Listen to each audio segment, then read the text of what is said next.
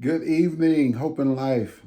So good to be on with you this evening. I hope that you've had a blessed week and a blessed season, and happy to be in 2022. It is a blessing to be a part of a new year, to know God is getting ready to do some things. I know that we've been talking about the future being brighter. I know we've had a lot going on these last couple of years, but God is still faithful, and his favor rests over us, and his blessing is with us. We are in the midst of a 21-day fast that started on the 9th, and we're pushing through to finish the last Sunday of this month. I think that's the 29th, if I'm not mistaken. And I hope that you've been rocking with us in some way, whether you're just giving up coffee or something simple, but a challenge for you. Simple to maybe some others, but just something that you're sacrificing, whether it's food or drink, or TV or football or whatever the thing may be that you said to the Lord, hey, I want to commit this time to you, and I want to consecrate this time to you and be committed to walk with you. I want to talk a little bit about fasting tonight. I think Pastor Renee handled last week talking about prayer, and I'm going to handle fasting, and then I think someone is going to come along and take care of giving. But I want to talk about fasting. So let's see what the word says about fasting tonight. So first of all, I want to talk about fasting. Fasting is voluntarily going without food or any other regularly enjoyed good gift from God for the sake of some spiritual purpose, to give up something, to let something go.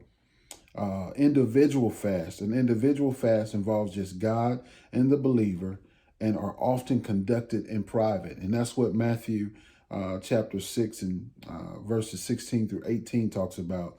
But what we're doing as a church, as Hope and Life, is we're doing a corporate fast, which involves God and a group of believers. The group can be family, church family, or another group of people connected for a spiritual purpose. And that's what we're looking for. We're looking for God to do some things that he didn't do or didn't happen in 2021, 2019, 2020. I know we were excited about 2020, and then it was like, what is going on? But this is a future that is bright for us that we're talking about in 2020. And so that's what we're looking forward to. But that's something we're doing. We're doing a corporate fast.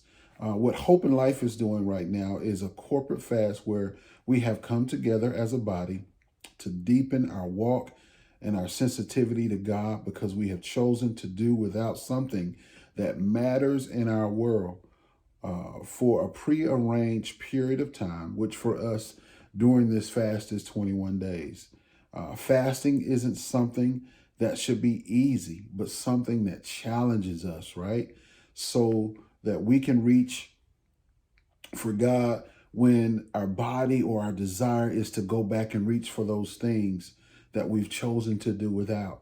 And that's what happens when we choose to give up something, whether it's a physical thing, whether it's a food or meat, or you're saying, hey, look, I'm gonna go on this Daniel fast, and that's usually just vegetables and things of that nature.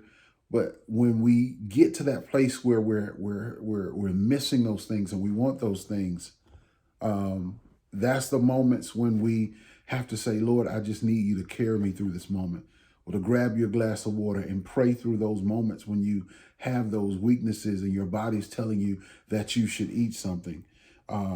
Matthew chapter 6 and verses 16 through 18 says this. It says, moreover, when you fast, right? I want you to note that when you fast, not if you fast.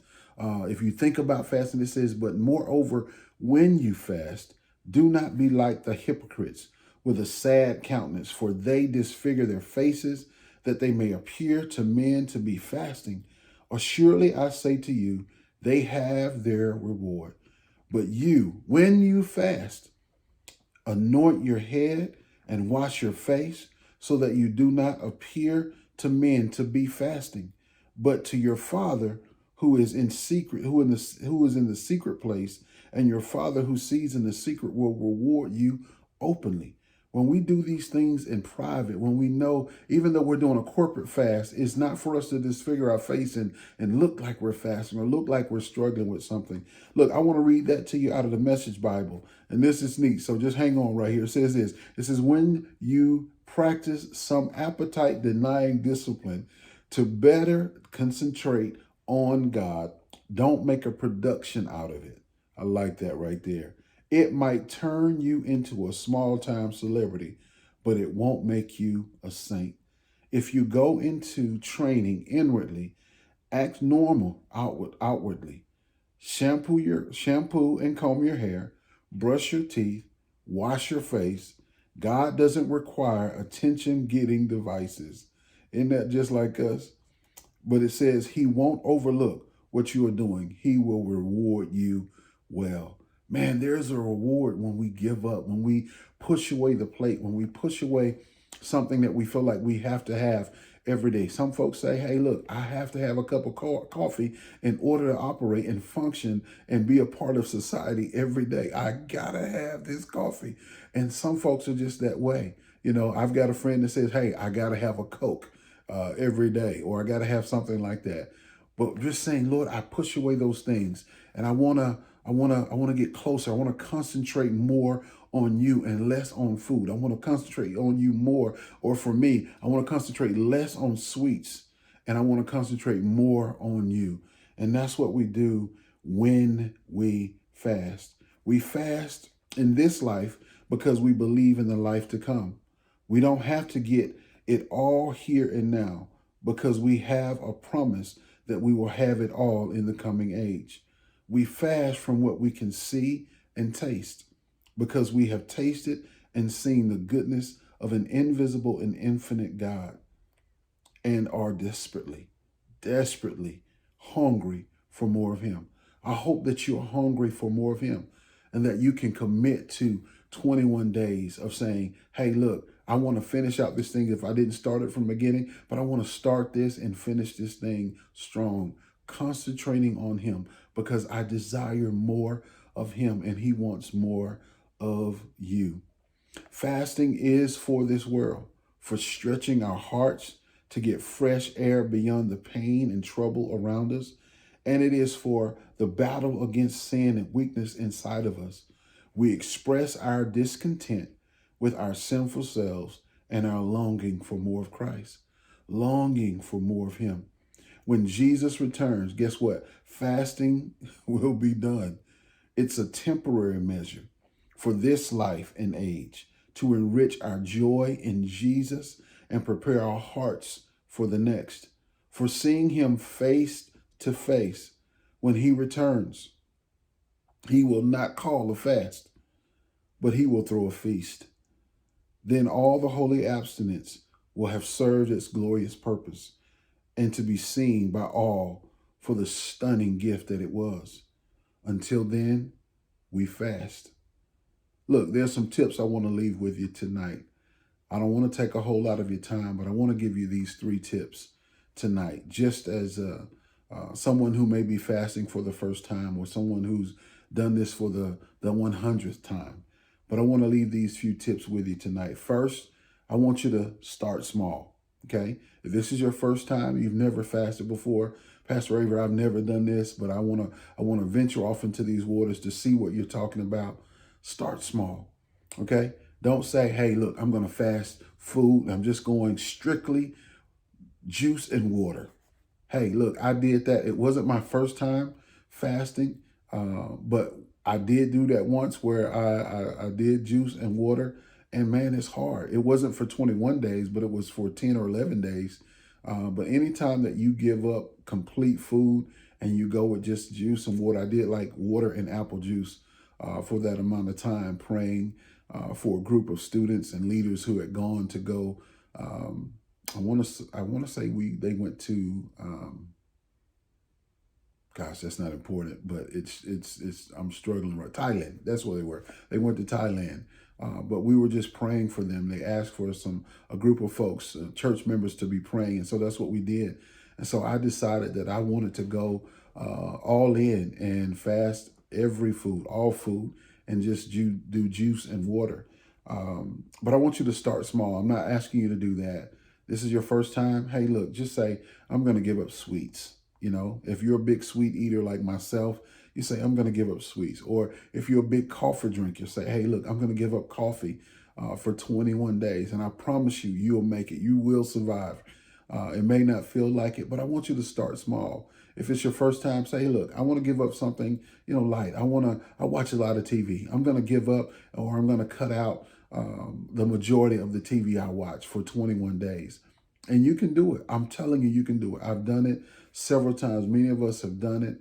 And I want to let you know and encourage you that you can do it, but start small. Don't grab or bite off more than you can chew. Please pardon the pun, but don't bite off more than you can chew. I want you to start small with something simple to say, hey, look, I want to start small, and I want to be able to complete this thing and finish this thing and do well. And I want you to see God do some amazing things because of your sacrifice. And it may not be something that happens in the next 21 days. It may not be something that happens in the next week or month, but you see God move in such a way that man, it had something to do with me pushing back something so that I can concentrate on God.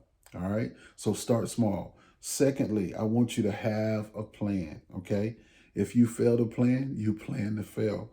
But I want you to have a plan for what you will do since you're not eating or drinking or watching or whatever you might be choosing to go without. I want you to have a plan for what you're going to do with that time, whether you're going to pray, whether you're going to read your word, but have a plan.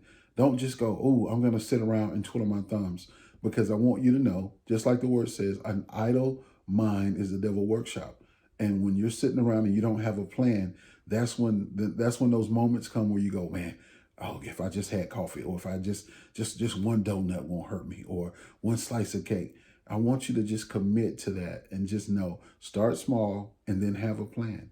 Then lastly, I want you to think about how it affects those around you.